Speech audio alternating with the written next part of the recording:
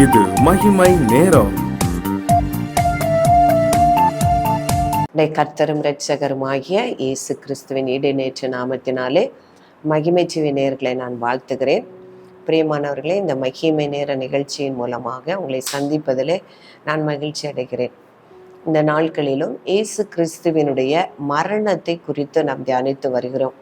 இயேசு கிறிஸ்துவனுடைய மரணம் இன்ன விதமான மரணத்தை தேவன் நியமித்திருந்தார், எதை ஏற்றுக்கொண்டார் என்பதை குறித்து தியானித்தோம். இயேசு கிறிஸ்து தாமே தன்னுடைய மரணத்தை ஏற்றுக்கொண்டார் என்பதை குறித்து தியானித்தோம்.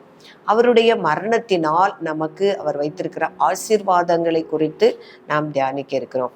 ரோமர் 5ஆம் அதிகாரம் 10ஆம் வசனம், நாம் தேவனுக்கு சத்துருக்களாய் இருக்கையில் அவருடைய குமாரனின் மரணத்தினாலே அவருடனே ஒப்புரவாக்கப்பட்டோமானால் ஒப்புரவாக்கப்பட்ட பின் நாம் அவருடைய ஜீவனாலே ரட்சிக்கப்படுவது அதிக நிச்சயமாமே.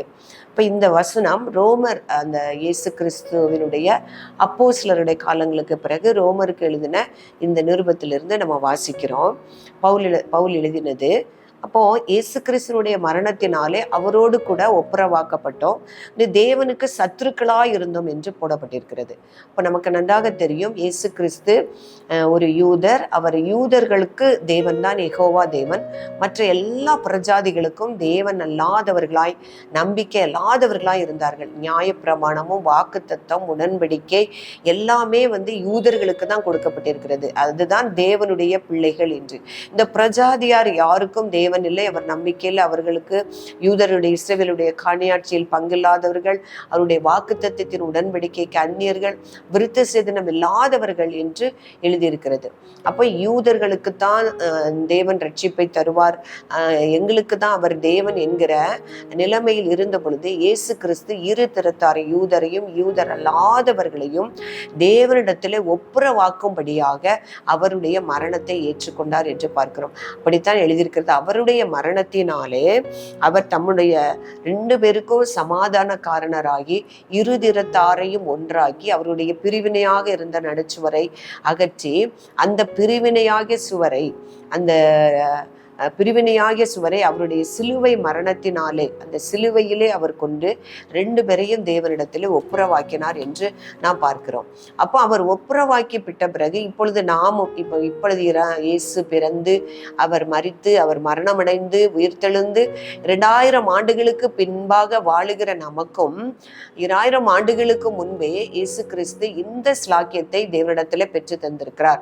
அவரோடு கூட ஒப்புரவாகும்படியாகவும் அவருடைய உயிர்த்தெழுந்தெழுதினாலே ஜீவனை பெற்றுக்கொள்ளும்படியான ஸ்லாக்கியத்தையும் தேவன் நமக்கு தந்திருக்கிறார்.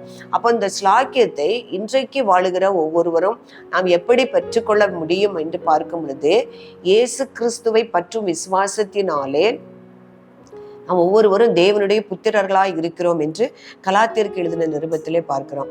அப்போ இயேசு கிறிஸ்து எனக்காக மரித்தார், அவர் என்னை தேவனோடு கூட ஒப்புரவாக்கினார் என்று நாம் விசுவசிக்கும் பொழுது நம்ம ஒவ்வொருவரும் தேவனுடைய புத்திரர்களாய் இருக்கிறோம். அதே போல இயேசு கிறிஸ்துவுக்குள்ளான நம் ஞானஸ்தானத்தை நாம் பெறும் பொழுது நாம் கிறிஸ்துவை தரித்தவர்களாய் இருக்கிறோம் என்று எழுதியிருக்கிறது. அப்போ நாம் கிறிஸ்துவின் உடையவர்களானால், நான் ஞானஸ்தானம் பெற்று இயேசு கிறிஸ்துவை ஏற்றுக்கொண்டு இயேசு கிறிஸ்து எனக்காக மரித்தார் என்று நாம் விசுவாசிக்கும் பொழுது, என்னுடைய பாவங்களுக்காக அவர் மரித்தார் என்று நாம் விசுவாசிக்கும் பொழுது நான் இயேசு கிறிஸ்துவின் உடையவர்களாக மாறுகிறோம். அப்போ நாம் இயேசு கிறிஸ்துவனுடைய உடையர்கள் ஆகும் பொழுது, அவரை தரித்து கொள்ளும் பொழுது தேவனுடைய புத்திரர்களாய் அவரோடு கூட நாம் ஐக்கியப்பட்டிருப்போம். இதற்காகத்தான் இயேசு கிறிஸ்து மரித்தார். அப்போ இயேசு கிறிஸ்து மரிக்கவில்லை, ஆனால் இன்றைக்கு வரைக்கும் யூதர்களுக்குத்தான் தேவன், பிரஜாதிகளுக்கு அவர் தேவன் அல்ல. நான் அவரோடு கூட நாம் ஒப்புரவாக முடியாதபடித்தான் நாம் இருந்திருப்போம். இயேசு கிறிஸ்து அவர் மரித்து இரு திறத்தாரையும் ஒன்றாக்கி எல்லாரையும் ஒரே ஆவியினாலே தேவனோடு கூட ஒப்புரவாகும்படி செய்தார். அதற்கு அவர் செலுத்தினது அவருடைய இரத்தம். அவருடைய இரத்தத்தினாலதான் அவர் நம்மை தேவனோடு கூட ஒப்புரவாகும்படி செய்தார். இன்னும் நம் பாவத்தினாலும் தேவனுக்கு தேவனிடத்திலிருந்து பிரிந்து நாம் காணப்படுகிறோம். அப்ப அந்த முன்னாடி பார்க்கும் பொழுது நியாயப்பிரமாணத்தின்படி விருத்த சேதனம் இல்லாததினால் புறஜாதிகளாக இருந்தவர்களை தேவன் இயேசு கிறிஸ்துவனுடைய மரணம் ரெண்டு பேரையும் ஒன்றாக தேவனோடு கூட ஒப்புரவாக்கிறது. அப்ப இப்போ யூதர்கள்னு இல்லை, கிரேக்கன்னு இல்லை, ஆணும் இல்லை, பெண் இல்லை, எப்படி எல்லாரும் யாரெல்லாம் விசுவாசிக்கிறாங்களோ, இயேசு கிறிஸ்துவை விசுவாசிக்கிறாங்களோ எல்லாரும் தேவனோடு கூட ஐக்கியமாக முடியும், எல்லாரும் தேவனுடைய புத்திரர்களாக மாற முடியும் என்பது அவருடைய மரணத்திலிருந்து நமக்கு தெரிகிறது. அடிமை சுவாதீனம் எதுவும் இல்லை, எல்லாரும் தேவனுக்குள்ளாக கிறிஸ்துவுக்குள்ளாக நாம் தேவனோடு கூட ஒப்புரவாகி இருக்கிறோம், நாம் தேவனோடு கூட ஒன்றாக இருக்கிறோம். ஆனா நம்ம செய்யக்கூடிய பாவங்கள், அக்கிரமங்கள் இன்னும் தேவனை விட்டு நாம் விலக செய்கிறது. ஏசாயா தீர்க்கதரிசியின் புஸ்தகத்துல பார்க்கும் பொழுது 59ஆம் அதிகாரம் 2ஆம் வசனம், உங்களுடைய அக்கிரமங்களே, உங்களுடைய பாவங்களே தேவனுக்கு உங்களுக்கு நடுவாக பிரிவினையை உண்டாக்குகிறது. உங்கள் பாவங்களே அவர் முகத்தை மறைத்து அவர் உங்களுக்கு செவி கொடுக்க முடியாதபடிக்கு செய்கிறது என்று பார்க்கிறோம். அப்போ இயேசு கிறிஸ்து அவருடைய இரத்தத்தினால நம்ம தேவனோடு ஒப்புரவாக்கின பிறகும் நாம் செய்கிற அக்கிரமங்கள், பாவங்கள் தேவனை விட்டு விலக செய்கிறது. அப்போ துர்க்கிரியைகளை செய்து நாம் தேவனை விட்டு விலக நேரிடுகிறது. அப்போ கொலோசியர் 1ஆம் அதிகாரத்திலே பார்க்கும் பொழுது அதுல என்ன எழுதியிருக்குன்னா, முன்னே அந்நியர்களாயும்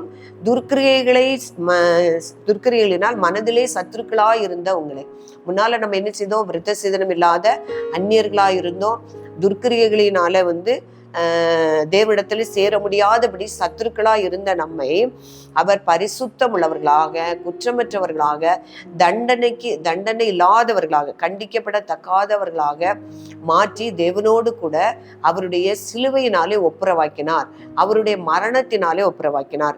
கொலோசியர் 1:21, முன்னே அந்நியராகவும் துர்க்கிரியைகளினால் மனதிலே சத்துருக்களாக இருந்த உங்களையும் பரிசுத்தமும் குற்றமற்றவர்களாகவும் கண்டிக்கப்படாதவர்களுமாக தமக்கு முன் நிறுத்தும்படியாக அவருடைய மாம்ச சரீரத்திலே அடைந்த மரணத்திலே இப்பொழுது ஒப்புரவாக்கினார். பிரியமானவர்களே, இன்றைக்கும் பாவத்தினால் நாம் அவரை விட்டு தூரம் போகும் பொழுது அவர் அவருடைய மரணத்தினாலே அந்த பாவங்களை எல்லாம் மன்னித்து தேவனோடு கூட ஒப்புரவாக்கிறார். இன்னும் சிலுவையில் அவர் சிந்தின இரத்தத்தினாலே சமாதானத்தை உண்டாக்கி, அதாவது தேவனுக்கு பிரியமில்லாத பாவம் செய்து அவருக்கு சத்துருக்களாய் இருந்த நமக்கும் தேவனுக்கும் இடையே அவர் சமாதானத்தை உண்டாக்கி எல்லா பரலோகத்தில் உள்ளவர்கள், பூலோகத்தில் உள்ளவர்கள் எல்லாரும் அவர் மூலமாய் தேவனோடு ஒப்புரவாக்கும் அவருக்கு பிரியமாயிற்று என்று எழுதியிருக்கிறது. அப்போ தேவன் நம்மேல் வைத்த அன்பினால் நாம் அவரை விட்டு தூரமாய் விலகினாலும், பாவம் செய்து கண்டிக்கப்படத்தக்கவர்களாய் இருந்தாலும் நம்மை அவரோடு ஒப்புரவாக்கி கொள்ள இயேசு கிறிஸ்துவை மரணத்திற்கு ஒப்பு கொடுத்து நம்மை அவரோடு கூட ஒப்புரவாக்கினார் என்று பார்க்க முடியும். அப்போ இயேசு கிறிஸ்து வாழ்ந்த நாட்களிலும் அப்ப யூதர்களும் பிரஜாதிகளும் எல்லாரும் தேவனோடு கூட ஐக்கியப்படும்படியாக அவர் மரணத்தை ஏற்றுக்கொண்டார் என்று பார்க்கிறேன். இன்றைக்கும் நாம் பாவம் செய்து தேவனை விட்டு பிரியும் போது, தேவனு நம்முடைய துர்க்கிரியைகளினால் அவருடைய சத்துருக்களாக மாறும் பொழுது இயேசு கிறிஸ்து தன்னுடைய சரீரத்தில் அடைந்த மரணத்தினாலே தேவனோடு கூட நாம் ஒப்புரவாக்குறார். பிரியமானவர்களே, அவருடைய மரணத்தை குறித்து தியானிக்கிற நாம் நம்முடைய பாவங்களை நாம் அறிக்கையிட்டு அவரை விசுவாசித்து தேவனோடு கூட ஒப்புரவாக்க நம்மை தாழ்த்துவோம். கிருபை இரக்கம் நிறைந்த எங்கள் அன்புள்ள பரலோக பிதாவே, உம்மை துதிக்கிறேன் அப்பா. நீர் எங்கள் மேல் வைத்த அன்பினால் உம்முடைய ஒரே குமாரனாகிய இயேசு கிறிஸ்துவை ஆண்டவரே மரணத்திற்கு சிலுவைக்கு நீர் எங்களை ஒப்பு கொடுத்தீரப்பா. அதை நாங்கள் விசுவாசிக்கிறோம். இயேசு கிறிஸ்து எனக்காக மரித்தார், என்னுடைய பாவங்களுக்காக மரித்தார் என்று நாம் விசுவாசிக்கிறோம். உம்முடைய அன்பை விட்டு நாங்கள் விலகாதபடி ஆண்டவரே எங்கள் பாவத்தை மறைக்காமல் அறிக்கையிட்டு பாவ மன்னிப்படைந்து உம்முடைய நித்திய ராஜ்யத்தையும் உம்முடைய ரட்சிப்பையும் நாங்கள் ஒவ்வொருவரும் பெற்றுக்கொள்ள கர்த்தர் எங்களுக்கு கிருபை செய்யும்படியாய் நாங்கள் ஜெபிக்கிறேன்ப்பா. ஒவ்வொரு நாளும் உம்முடைய மரணத்தினால் நீர் எங்களுக்கு வைத்திருக்கிற ஆசீர்வாதங்களை, நன்மைகளை உணர்ந்து, ரட்சிப்பை உணர்ந்து தகப்பனே அதை பெற்றுக்கொள்ள எங்களை தகுதிப்படுத்த கர்த்தர் கிருபை செய்யும்படியாய் ஜெபிக்கிறேன். எங்கள் வார்த்தைகள் ஒவ்வொன்றையும் எங்களுக்கு பிரயோஜனம் உள்ளதாக தேவரீர் மாற்றி தாருங்க சுவாமி. கேட்கிற ஒவ்வொருவரையும் பலப்படுத்தும், ஆசீர்வதியும். இயேசு கிறிஸ்துவின் நாமத்திலே ஜெபிக்கிறேன் நல்ல பிதாவே.